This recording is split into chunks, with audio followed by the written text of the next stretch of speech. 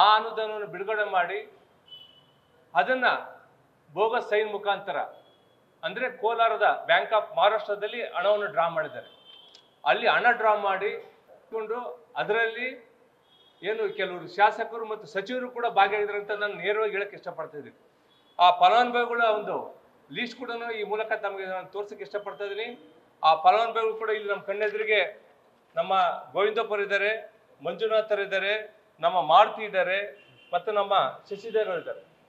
ಇವರು ₹1 ಕೂಡ ಇವರ ಒಂದು ಖಾತೆಗೆ ಹಣ ವರ್ಗಾವಣೆ ಆಗಿಲ್ಲ.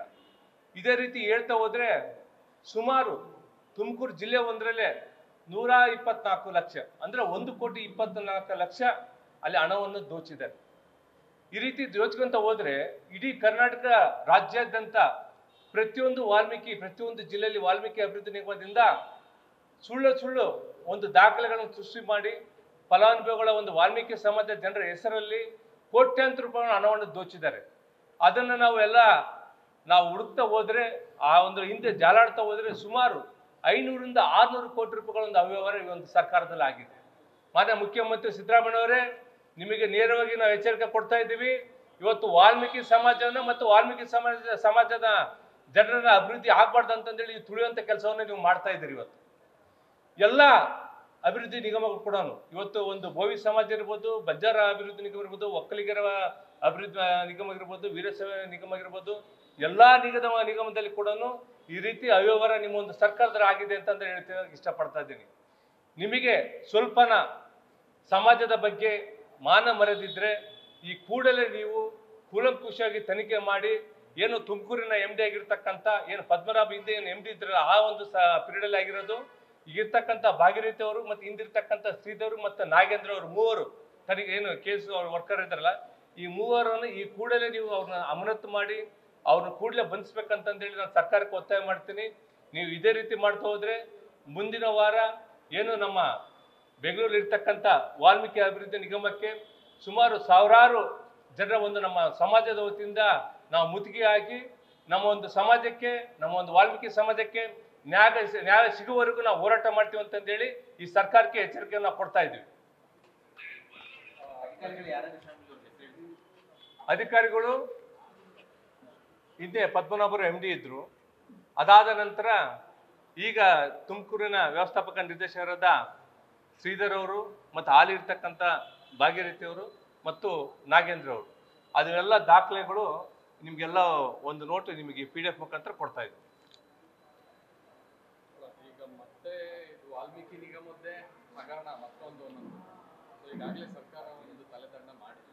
ಮತ್ತು ಇದು ಹೊಸ ಪ್ರಕರಣನ ಯಾವ ರೀತಿ ಅಲ್ಲ, ಹೊಸ ಪ್ರಕರಣ ಅಂತಂದ್ರೆ ಈಗ ದಿನ ಬೆಳಕಾದ್ರೆ ನಾವು ಏನು ಹೇಳ್ತಾ ಇದೀವಲ್ಲ, ಈ ಒಂದು ವಾಲ್ಮೀಕಿ ಅಭಿವೃದ್ಧಿ ನಿಗಮ ಇರ್ತಕ್ಕಂಥದ್ದು ಸ್ವತಃ ಮುಖ್ಯಮಂತ್ರಿ ಕೈಲಿದೆ. ಇದಕ್ಕೆ ಯಾರು ಸಚಿವರು ಇವತ್ತುವರೆಗೂ ನೇಮಕ ಮಾಡಿಲ್ಲ. ಹಂಗಾಗಿ ಇದರ ಸಂಪೂರ್ಣ ಹೊಣೆಯನ್ನ ಮುಖ್ಯಮಂತ್ರಿ ಸಿದ್ದರಾಮಯ್ಯ ಹೊಣೆ ಬರಬೇಕು. ಈಗ ನೋಡ್ತಾ ಹೋದ್ನಪ್ಪ ಅಂತಂದ್ರೆ ಪ್ರತಿಯೊಂದು ಜಿಲ್ಲೆಗೆ ಮೈಸೂರಿಂದ ಹಿಡಿದು ದಾವಣಗೆರೆ, ಚಾಮರಾಜನಗರ, ಟೋಟಲ್ ಏನು ನಮ್ಮ ರಾಜ್ಯ ಇರ್ತಕ್ಕಂಥ ಎಲ್ಲಾ ಜಿಲ್ಲೆಗಳಲ್ಲಿ ವಾಲ್ಮೀಕಿ ನಿಗಮದಲ್ಲಿ ಅವ್ಯವಹಾರಗಳು 100ಕ್ಕೆ 100ರಷ್ಟು ಸತ್ಯ. ದಿನ ಒಂದು ವಾರ 10 ದಿನದಲ್ಲೇ ನಿಮಗೆಲ್ಲ ಸಂಪೂರ್ಣ ಮಾಹಿತಿಯನ್ನು ನಾನು ಕಲೆಕ್ಕೆ ತಮ್ಮ ಮುಂದೆ ನಾನು ಇಡ್ತೀನಿ ಅಂತ ಹೇಳಕ್ ಇಷ್ಟಪಡ್ತಾ ಇದ್ದೀನಿ.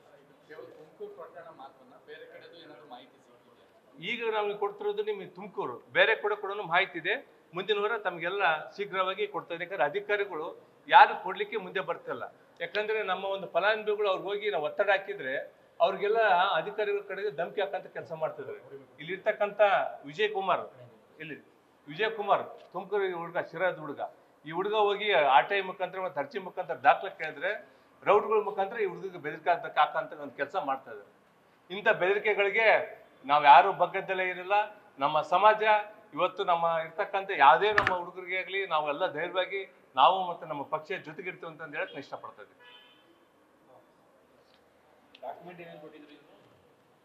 ಎಲ್ಲ ಅದೇನು ಅರ್ಜಿ ಸಲ್ಲಿಸಕ್ಕೆ ಏನೇನು ಅವರು ಕೇಳಿರ್ತಾರೆ, ಆಧಾರು, ಪ್ಯಾನು, ಆಮೇಲೆ ಅವ್ರಿಗೆ ಸಂಬಂಧಪಟ್ಟಿರ್ತಕ್ಕಂಥ ಪ್ಯಾನ್ ಕಾರ್ಡ್ಗಳಾಗಿ ಮತ್ತೊಂದು ಎಲ್ಲ ದಾಖಲೆಗಳು ಅವ್ರು ಕೊಟ್ಟಿದ್ದಾರೆ.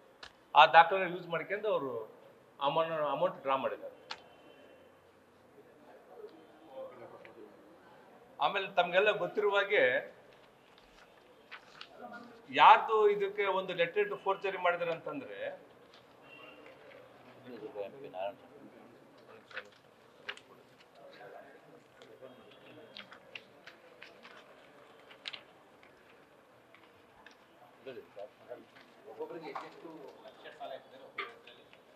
ನಮ್ಮಲ್ಲಿ 3 ಲಕ್ಷ ಸಾಲ 2 ಲಕ್ಷ ಸಬ್ಸಿಡಿ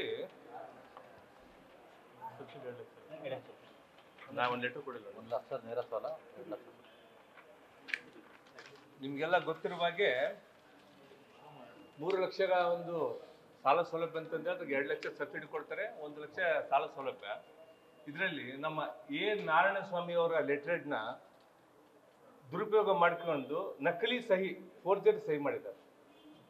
ಆ ಫೋರ್ಜರಿ ಸಹಿ ಮಾಡಿಕೊಂಡು ಪಾವಗಡ ಮತ್ತು ಶಿರಾ ತಾಲೂಕು ಇರ್ತಕ್ಕಂಥ ಫಲಾನುಭವಿಗಳಿಗೆ ಹಣ ಕೊಡಬೇಕಾಗುತ್ತಂತಂದೇಳಿ ಅವರ ನಕಲಿ ಸಹಿ ಮಾಡಿ ಬ್ಯಾಂಕ್ ಆಫ್ ಮಹಾರಾಷ್ಟ್ರ ಕೋಲಾರದಲ್ಲಿ ಈ ಅಧಿಕಾರಿಗಳು ಆ ಹಣವನ್ನು ಡ್ರಾ ಮಾಡಿದ್ದಾರೆ. ಆ ಡ್ರಾ ಮಾಡ್ಕೊಂಡು ಮುಚ್ಚಾಕಿದ್ದಾರೆ. ಇವಾಗ ಹೊಸದಾಗಿ ಅಪ್ಲಿಕೇಶನ್ ಇವ್ರು ಫಲಾನುಭವಿಗಳು ಹಾಕಿದಾಗ ಇವಾಗ ಆಲ್ರೆಡಿ ನೀವು ಲೋನ್ ತಗೊಂಡಿದ್ದೀರಿ, ನಿಮ್ಗೆ ಮತ್ತೆ ಲೋನ್ ಕೊಡ್ಬೇಕಂತಂದೇಳಿ ಅವ್ರ ಮೇಲೆ ದಬ್ಬಳಿಕೆ ದೌರ್ಜನ್ಯ ಅಧಿಕಾರಿಗಳು ಮಾಡ್ತಾ ಇದ್ದಾರೆ. ಹಾಗಾಗಿ ಅಧಿಕಾರಿಗಳ ಮೇಲೆ ಕೂಡಲೇ ಅವ್ರನ್ನ ಸಸ್ಪೆಂಡ್ ಮಾಡಿ ಬಂಧಿಸಿ ನಮ್ಮ ಒಂದು ಸಮಾಜಕ್ಕಾಗಿರ್ತಕ್ಕಂಥ ಒಂದು ಅನ್ಯಾಯವನ್ನು ಸರಿಪಡಿಸಕ್ಕಂತಂದೇಳಿ ನಾವು ಮುಖ್ಯಮಂತ್ರಿಗಳಿಗೆ ಒತ್ತಡ ಆಗ್ತೀವಿ ಅಂತಂದು ಹೇಳಕ್ಕೆ ನಾನು ಇಷ್ಟಪಡ್ತಾ ಇದ್ದೀನಿ.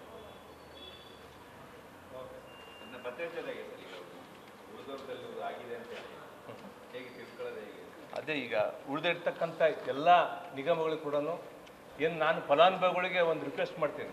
ಏನು ಹಿಂದೆ 2010, 19, 20, 21, 22, 23ರಲ್ಲಿ ಯಾವ್ಯಾವ ಒಂದು ಅಭಿವೃದ್ಧಿ ನಿಗಮದಲ್ಲಿ ಯಾವ ಸಮಾಜದಲ್ಲಿ ತಾವು ಅರ್ಜಿಗಳು ಹಾಕಿದ್ರಲ್ಲ, ತಾವು ದಯವಿಟ್ಟು ಮತ್ತೊಮ್ಮೆ ತಾವು ಅರ್ಜಿಗಳು ಹಾಕಿ ತಮ್ಮ ಆಧಾರ್ ಕಾರ್ಡನ್ನು ತಾವು ಅದನ್ನು ಉಪಯೋಗಿಸ್ಕೊಂಡು ತಾವು ಪತ್ತೆ ಹಚ್ಚಿ, ಯಾಕಂದರೆ ನಿಮ್ಮ ಹೆಸರುಗಳ ಮೇಲೆ ಆಲ್ರೆಡಿ ಲೋನ್ಗಳು ಸಾಕಷ್ಟು ಆಗಿದೆ. ತಾವು ದಯವಿಟ್ಟು ಮೋಸ ಹೋಗ್ಬಾರ್ದು ಅಂತಂದೇಳಿ ನಾನು ಎಲ್ಲರಿಗೂ ಒಂದು ಮನವಿ ಮಾಡ್ತೀನಿ. ತಾವು ಯಾರ್ಯಾರು ಅರ್ಜಿ ಸಲ್ಲಿಸಿದ್ರಿ ಈ ಕೂಡಲೇ ತಮಗೆ ಸಂಬಂಧಪಟ್ಟಿರ್ತಕ್ಕಂಥ ಒಂದು ಕಚೇರಿಗಳಿಗೆ ಹೋಗಿ ತಾವು ಇದನ್ನು ಒಂದು ವಿಮರ್ಶೆಯ ಕೂಲಂಕುಷವಾಗಿ ಪರಿಶೀಲನೆ ಮಾಡ್ಬೇಕಂತಂದೇಳಿ ನಾವು ನಾನು ಮನವಿಯನ್ನು ಮಾಡ್ತೇವೆ. ಕನಿಷ್ಠದಿಂದ ಒಂದು 500ರಿಂದ 600 ಕೋಟಿ ಕಣ್ಣೆದುರಿಗೆ ಕಾಣ್ತಾ ಇದೆ. ಇದನ್ನು ನಾವು ಮುಂದಿನ ದಿನಗಳಲ್ಲಿ ಮತ್ತು ಇಡಿ ಮತ್ತು CBI ಕೂಡ ನಾವು ಒಂದು ನಮ್ಮ ಒಂದು ರಾಜ್ಯದ ಪ್ರಮುಖರ ಜೊತೆ ಮಾತಾಡಿ ಒಂದು ಕಂಪ್ಲೇಂಟ್ ಕೊಡೋ ರೀತಿಯನ್ನು ನೋಡ್ತಾ ಇದ್ದೀವಿ. ನ್ಯೂಸ್ ಫಸ್ಟ್ ನಿರ್ಭೀತಿಯಿಂದ ನಿಮ್ಮ ಪರವಾಗಿ.